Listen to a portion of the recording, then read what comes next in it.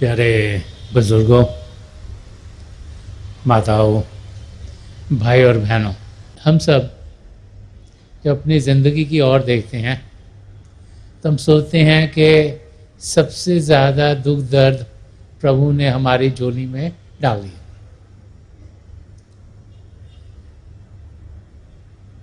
हम यही सोचते हैं कि तकलीफ़ें शायद हमारी ज़िंदगी में बहुत ज़्यादा हैं और औरों की ज़िंदगी तो बड़े प्यार से और आसानी से गुज़रती है। और हम ये चाहते हैं कि हमारी ज़िंदगी सुख चैन से भरी हुई हो, उसकी कोशिश करते हैं, क्योंकि ज़िंदगी भर जब से बच्चा इस दुनिया में आता है उसका ध्यान बाहर की ओर किया जाता है।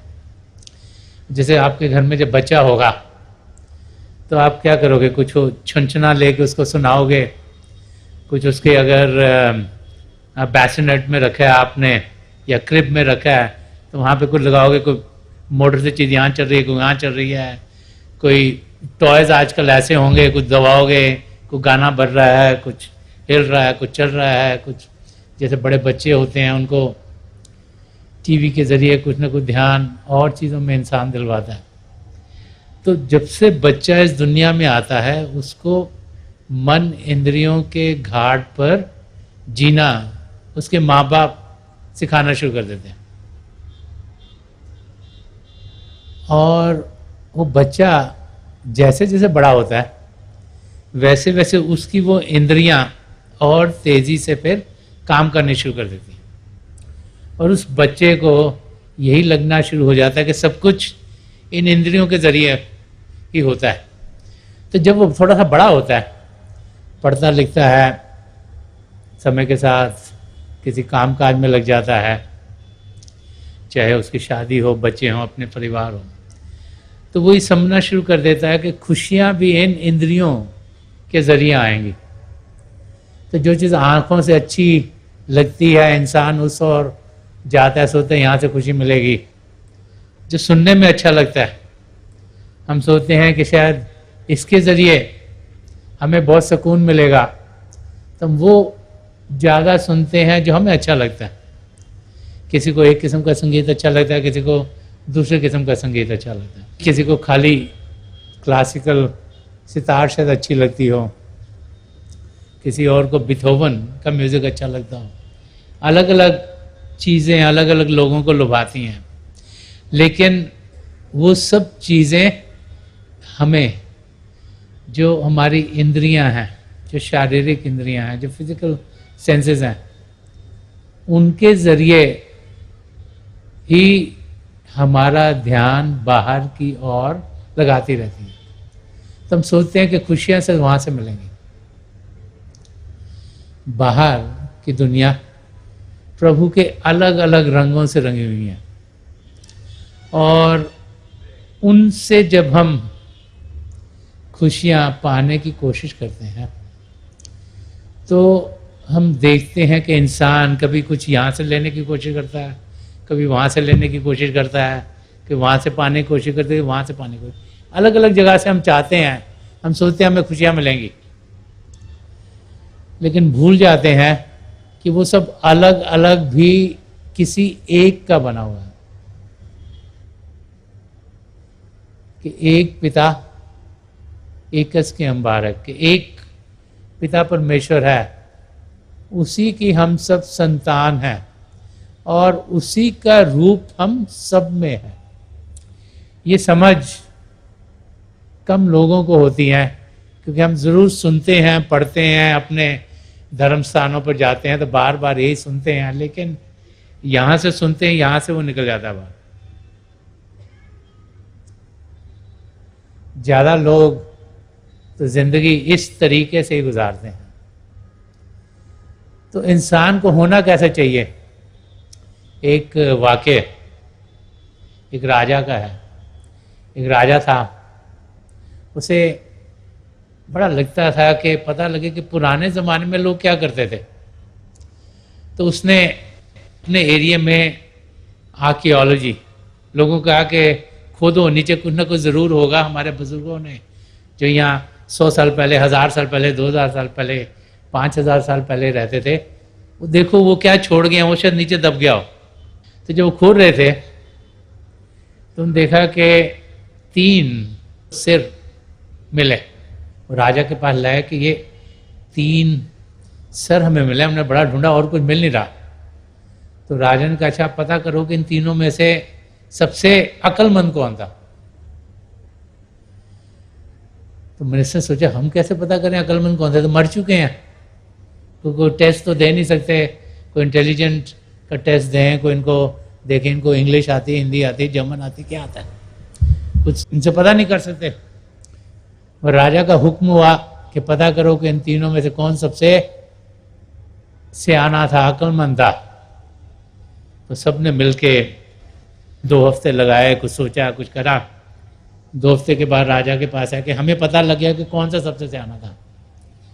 तो राजा ने कहा मुझे बताओ कौन सा सियाना था। उन्होंने ये पहला जो सिर था उसको रखा, एक तिनका लिया, उसके इस कान से डाला, डालते के वो इस कान में निकल आया। तो क्या ये जो था ना ये बहुत अक्लमंद नहीं था। तो राजा ने पूछा ये तुमको कैसे पता अक्लमंद नहीं था। कहा देखो ये जो यहाँ से सुनता था यहाँ से निकाल देता था, जो कुछ सुनता था उससे कुछ फायदा उठाना नहीं था, कुछ करता नहीं था, एक तरफ से सुना दूसरी तरफ से निकाल दे। ये कोई जिंदगी इसने बड़े अच्छे तरीके से नहीं गुजारी।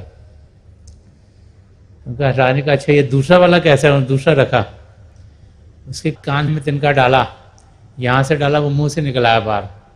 तो राजा ने कहा कि ये कैसा था।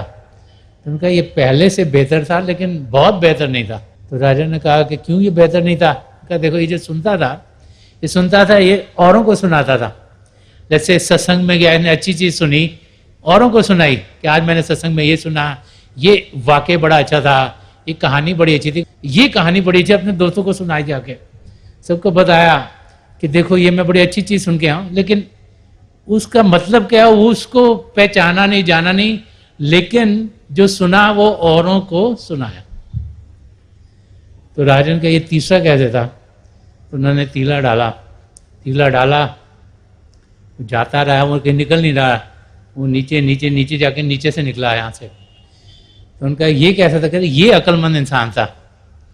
तो राजा ने पूछा ये अक्लमंद क्यों था। कि जो सुनता था उसको जज्ब करता था, अपने अंदर लेता था, उसको जानता था, उसको पहचानता था कि इस किस्म का इंसान होना चाहिए जो नॉलेज उसको मिलता है, जो ज्ञान उसको मिलता है उसका फायदा उठाए। नॉलेज बहुत अच्छा है, ज्ञान बहुत अच्छा है, लेकिन नॉलेज से बेटर विजडम है। उस नॉलेज का इस्तेमाल कैसे किया जाए। आजकल आप सब कंप्यूटर्स यूज़ करते हो, फ़ोन यूज़ करते हो, अब वो सारी इंफॉर्मेशन वहाँ है, उससे कितना आप पता करते हो, उसको कितना इस्तेमाल करते हो, कितना नॉलेज आप गेन करते हो, वो समझदारी की बात है। और अगर आप ये भी देख रहे हो, वो भी देख रहे हो, वो भी देख रहे हो, वो भी देख रहे हो, क्योंकि 50,000 चीज़ें वहाँ देखने वाली, तो उसमें समय कितना बर्बाद करते हो, वो कोई अक्लमंदी की चीज़ नहीं। तो जो ज्ञान है उसका इस्तेमाल कैसे करना है वो ज़रूरी है। जब हम धर्म ग्रंथों को पढ़ते हैं, जब हमने धर्म स्थानों में जाते हैं और सुनते हैं कि धर्म ग्रंथों में क्या लिखा है, अगर इधर से सुन के आए उधर चले गए, संगीत बड़ा अच्छा लगा, वर्ड बड़े अच्छे लगे, लेकिन कुछ जाना नहीं, पहचाना नहीं, उसको ज़िंदगी में ढाला नहीं, तो उसका कोई खास फायदा हमें नहीं होता। फायदा जरूर होता है उस वक्त, धर्म स्थान पे जाएंगे उसका ही फायदा हो गया, लेकिन ज़्यादा फायदा तब होगा जब उसको हम अपनी जिंदगी में ढालेंगे। जैसी महापुरुष समझा गए हैं हमारी जिंदगी होनी चाहिए, जब हम वैसी जिंदगी बनाते हैं तो सुख चैन की जिंदगी हम जीना शुरू कर देते हैं। तो गुरु अर्जन देव जी महाराज इस शब्द के जरिए समझा रहे हैं कि कैसे इंसान सदा सदा का सुख चैन पा सकते हैं। जब इस शब्द को ध्यान से समझें, फिर उसको अपनी जिंदगी में ढालेंगे, तो हम देखेंगे कि हम सब भी सुख चैन की जिंदगी जीना शुरू कर देंगे। तो सबसे पहली बात क्या कह रहे हैं कि राखा एक हमारा स्वामी।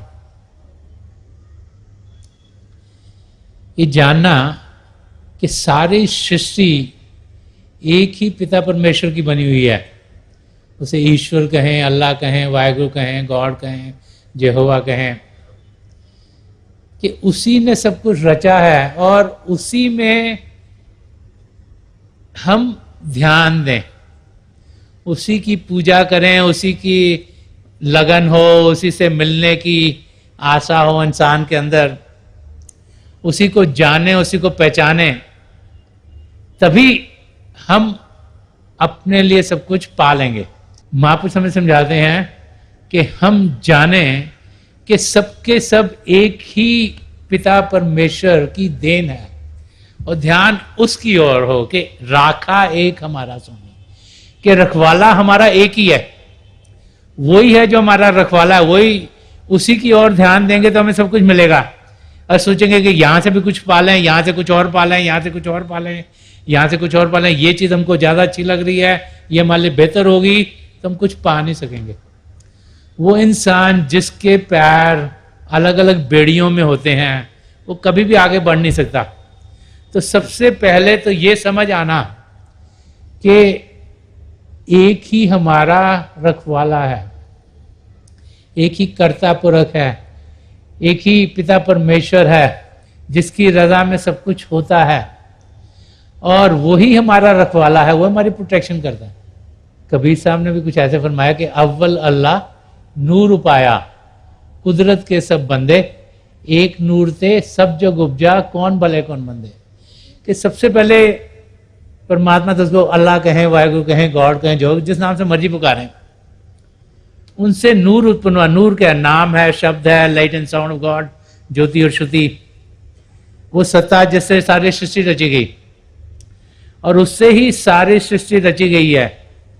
और चाहे हम देखने में अलग अलग लगते हों, चाहे हम भाषाएं अलग अलग बोलते हों, कपड़े अलग अलग पहनते हों, हमारी समझ अलग अलग हो, हमारी कल्चर्स अलग अलग हों, हम अलग अलग ओहदों पर हों, कहते हैं कि हम सब एक ही हैं, हमें कोई ऊंचा नहीं, नीचा नहीं, हमें कोई बुरा नहीं।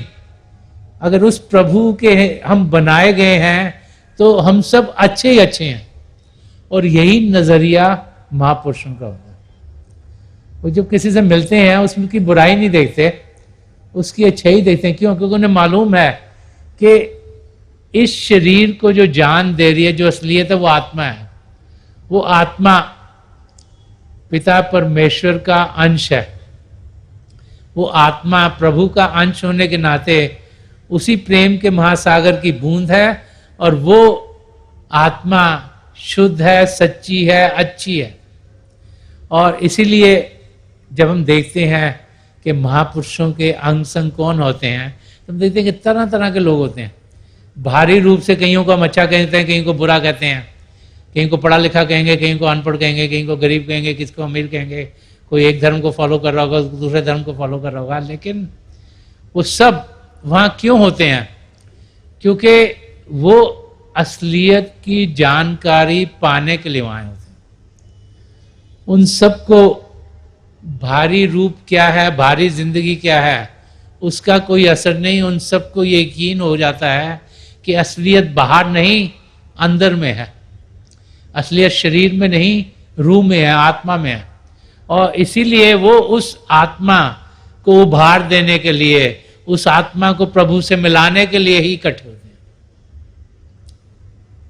तो यहां पर हमें गुरु अर्जन देव जी महाराज फरमा रहे हैं कि सबसे पहली चीज जो इंसान की समझ में आनी चाहिए कि राखा एक हमारा स्वामी, सगल घटा का अंतर्जामी। कि वो जो पिता परमेश्वर है वो सारी सृष्टि को जानता है, अंदर से बाहर से, सब तरह से, ऊपर से नीचे से। उसे हमारा क्या हो चुका है वो भी पता है, क्या हो रहा है वो भी पता है, क्या होगा वो भी पता है। क्योंकि उसने सब कुछ बनाया, उसने सब कुछ रचा है और उसको मालूम है कि सबके साथ क्या क्या होगा। अब कोई जैसे आप कोई नॉवल पढ़ते हैं, तो अगर नॉवल है उसमें कोई ना कोई कहानी होगी। कोई आदमी है, कोई औरत है, कोई बच्चे हैं, कोई दोस्त हैं, कोई मित्र हैं, कोई अच्छे लोग हैं, कोई बुरे लोग हैं।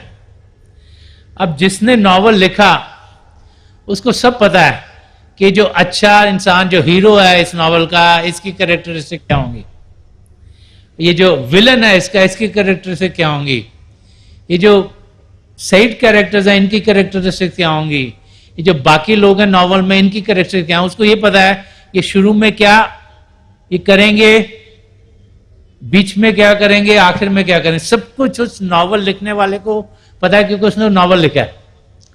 तो पिता परमेश्वर ने सृष्टि रची, वो कण कण को समझते हैं, जानते हैं, पहचानते हैं। हमारी कमजोरी है कि हम चोरी छुपी गड़बड़ कर देते हैं, कहते हैं ओहो प्रभु तो है नहीं, दिखे नहीं, गड़बड़ कर लो कोई बात नहीं।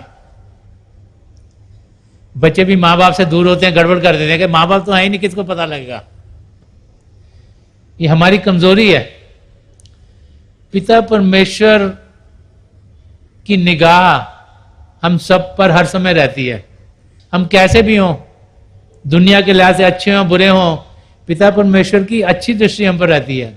वो चाहते हैं कि हम असलियत को जानें, वो चाहते हैं कि कर्मों के लिहाज से कई चीजें हमारी जिंदगी में ढलेंगी, जो हमारे प्रलब्ध कर्म हैं, जो पहले से आ रहे हैं, जो 75% हमारी जिंदगी में ढलते हैं, उनका हमें मालूम नहीं वो क्यों आ रहे हैं, पर वो पिछली जिंदगियों करके आ रहे हैं, तो वो हमारी जिंदगी में ढलेंगे। हम समझ नहीं पाते, लेकिन पिता परमेश्वर तो जानते हैं कि वो होंगे।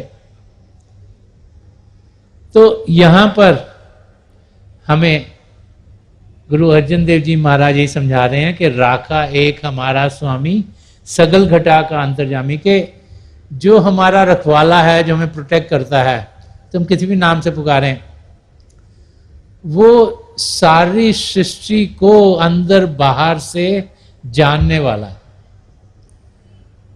उसकी निगाह से कुछ छुपा नहीं।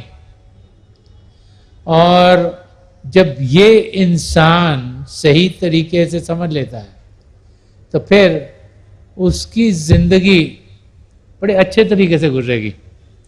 अब जब हम अपने धर्म स्थान पर जाते हैं, किसी भी धर्म स्थान पर जाएं, किसी से बातचीत भी करेंगे तो शांति से करेंगे, हर एक चीज अच्छी तरीके से करेंगे। क्यों? क्योंकि हमें उस समय लगता है कि पिता परमेश्वर यहाँ हैं, उनकी नजर हम पर है, हम अच्छे बच्चे बने, हम सही तरीके से जिए।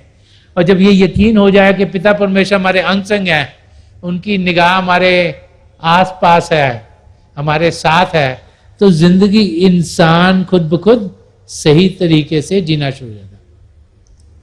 सद्गुण हमारी जिंदगी में बढ़े, हम एक सच्चा इंसान बने, हम प्रेम से जिए, करुणा से जिए, हम निष्काम सेवा भाव से जिए, हम किसी के मददगार हों, हम ह्यूमिलिटी से जिए, हुमे से जिए, हम ऐसी जिंदगी जिए जिसमें कंपैशन हो। तो ये सब जो सद्गुण है, अहिंसा का रास्ता अपनाना, ये सब हमारी जिंदगी में तब आने शुरू होते हैं जब तक हमारी समझ सही होगी। जब तक इंसान की समझ सही नहीं होती तब तक उसके विचार सही नहीं होते, जब तक उसके विचार सही नहीं होते उसके बोल सही नहीं होते, जब तक उसके बोल सही नहीं होते उसके कार्य सही नहीं होते। अगर इंसान की समझ सही हो जाए तो विचार भी सही होंगे। विचार जो हर समय इंसान को आते रहते हैं, जब वो अच्छे होंगे तो बोल भी अच्छे होंगे, और जब बोल अच्छे होंगे तो कार्य भी अच्छे होंगे, और जिस एटमॉस्फेयर में हम जी रहे हैं वो खुशी से, आनंद से भरपूर होगा। उसके लिए समझ सही होनी चाहिए। समझ सही यही है कि राखा एक हमारा स्वामी। ये यहां गुरु अर्जन देव जी महाराज ने समझा रहे हैं। तो फरमाने के घर सुख वसया बाहर सुख पाया, कि हमारे अंदर वो सुख बस रहा है, और जब उस सुख का हम अनुभव करते हैं तो बाहर भी सुख पाते हैं। कि सुख चैन बाहर की दुनिया में नहीं है। कहां पर बस रहा है? घर सुख वसया, कि हमारे अंदर बस रहा है। एक जगह और गुरु साहब ने, गुरु अर्जन देव जी महाराज ने फरमाया कि सब कुछ घर में बाहर ना ही, बाहर टोले सो भरम बुलाई, के सब कुछ सच्चाई इंसान के अंदर है। अगर बाहर कभी यहां ढूंढ रहे हैं, कभी वहां ढूंढ रहे हैं, कभी वहां ढूंढ रहे हैं, तो गुरु साहब फरमा रहे हैं कि सब कुछ घर में बाहर ना ही, बाहर टोले सो भरम बुलाई। जो बाहर की जिंदगी में सुख चैन की जिंदगी ढूंढ रहा है वो भरम में ही पड़ा रहेगा। और फरमाने के गुर प्रसादी जिन अंतर पाया सो अंतर बाहर सोहेला जियो, कि जिसने गुरु का प्रसाद अंदर की दुनिया में पाया। जो बाहर दिया उसकी बात नहीं कर रहे कि गुरु प्रसाद जिस अंतर पाया, कि अंदर में जिसने प्रसाद पाया वो अंदर बाहर सोहला जी, वो अंदर की दुनिया में और बाहर की दुनिया में भी सुखी रहता है, क्योंकि वो सच्चाई के साथ जुड़ गया। और वही यहां गुरु अर्जन देव जी महाराज डिफरेंट वर्ड में बता रहे हैं कि घर सुख वस्या बाहर सुख पाया, कह नानक गुर मंत्र दृढ़ाया। कि अंदर का सुख कैसे मिला? कि पूर्ण गुरु ने हमें मंत्र दिया, जिसे हम सिमरन कहते हैं, जिसे हम नाम की देन कहते हैं। नाम की देन क्या है? एक पूर्ण महापुरुष हमारे को अपनी तवज्जो देते हैं, हमें वो मन को शांत करने के लिए एक मंत्र देते हैं, जिसे हम बार बार दोहराते हैं ताकि मन को शांत करें। क्योंकि शरीर को शांत करना आसान है। जब शरीर को शांत करने के लिए एक ऐसी जगह ढूंढें जहां शोरगुल नहीं हो रहा, तो सुनने की इंद्रिय अंदर को खिंच जाएगी। जब ध्यान टिकाने के लिए बैठे, चाहे हजारों की तादाद में बैठे, देखें शरीर का हिस्सा किसी को नहीं लग रहा, तो स्पर्श की इंद्रिय अंदर को खिंच गई। जब ध्यान टिकाने के लिए बैठे, एटमोस्फेयर को बदले नहीं, तो सूंघने की इंद्रिय अंदर को खिंच गई। तो अगरबत्ती जलाने की ऐसी या उसको स्पिरिचुअल रीजन को करने की कोई जरूरत नहीं। जब ध्यान टिकाने के लिए बैठेंगे, हम खाएंगे पिएंगे नहीं, तो चखने की इंद्रिय अंदर को खिंच गई, और आंखें बंद करी तो देखने की इंद्रिय अंदर को खिंच गई। तो पांचों इंद्रिय को अंदर खींचना आसान है।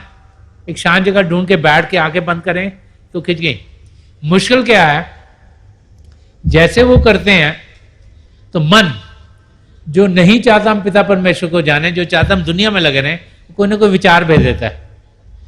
अब विचार आया नहीं कि ध्यान विचार में चला गया और हम कुछ कर नहीं पाते, प्रभु की ओर ध्यान दे नहीं पाते।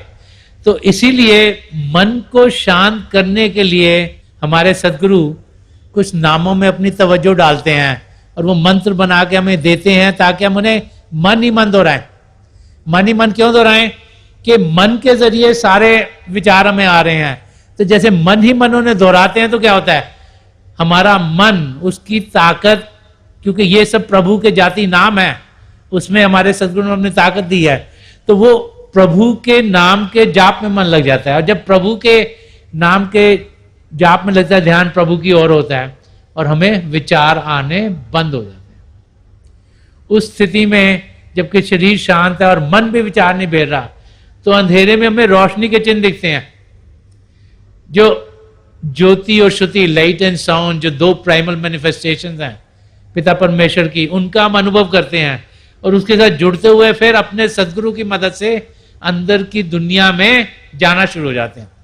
तो समझा रहे हैं कि कह नानक गुरु मंत्र दे रहा है कि जब तक गुरु मंत्र हमको देता नहीं, उसको रिपीट नहीं कराता, उसको दोहराता नहीं, और जब तक हम फिर वो मंत्र को दोहराने में एक्सपर्ट नहीं हो जाते, तब तक हम अंदर की दुनिया में बढ़ नहीं पाते।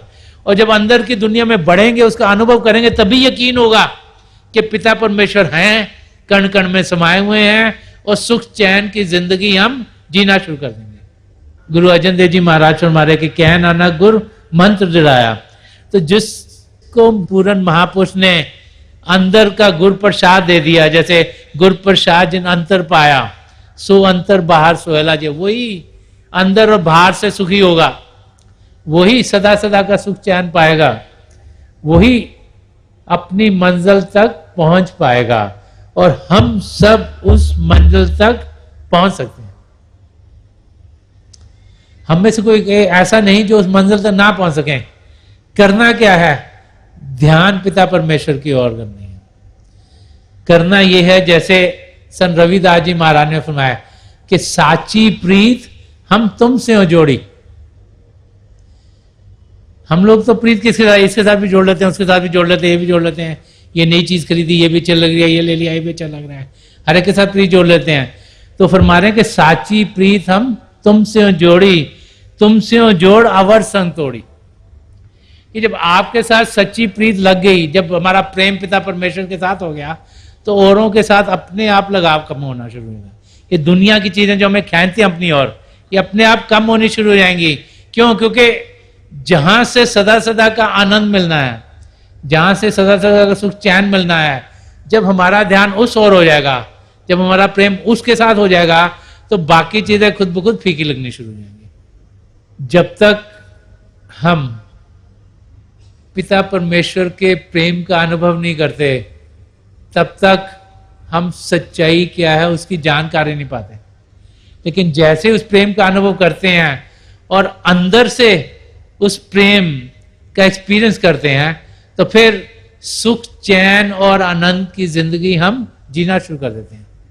तो गुरु साहब हमें ये समझा रहे हैं कि जब एक सत्पुरुष की, एक सदगुरु की हमारे पर दया दृष्टि पड़ती है, वो हमें नाम की देन देते हैं, तो वो हमारा ध्यान बाहर से हटाकर अंदर की ओर लगा देते हैं।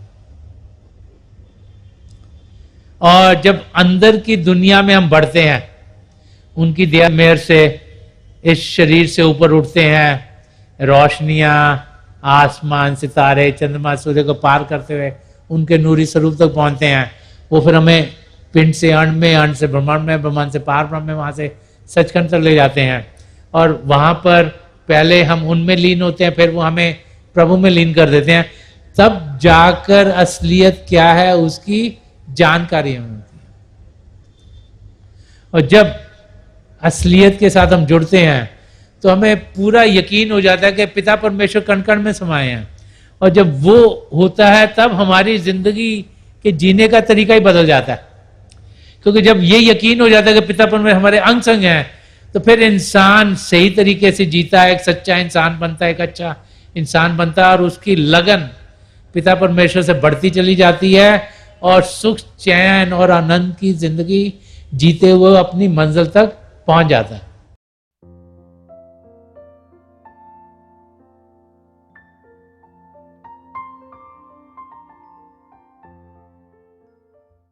तो थोड़ी देर के लिए हम सब अभ्यास के लिए बैठ जाएं। आप जहाँ भी बैठे आराम से बैठिएगा, अपनी आंखें बंद कर लीजिएगा। देखिए कि आपके शरीर का हिस्सा किसी और को ना लगे। जो ये आंखों के डेले आई बोलते हैं, सीधे सामने जैसे 8-10 इंच सामने आपके फोकस हों। आंखें बंद करते ही वो भाई बहन जिन्होंने नाम की देन पाई है, आप सिमरन कीजिएगा। और वो भाई बहन जो यहाँ नए हैं, आप पिता परमेश्वर की किसी भी जाति नाम का जाप कीजिएगा। जाप मन नहीं मन करना है, ऊंचा नहीं दोहराना।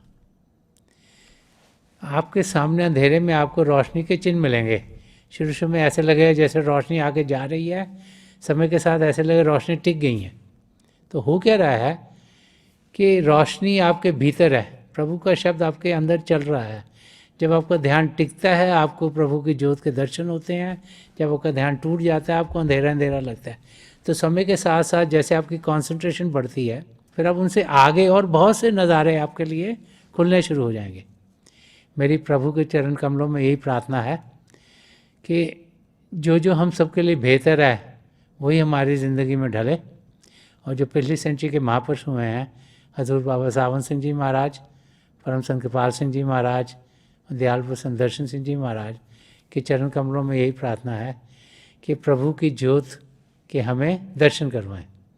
थोड़ी देर में आकर मैं आपको इस बैठक से उठाऊंगा, और मेरी शुभकामनाएं आप सबके साथ हैं।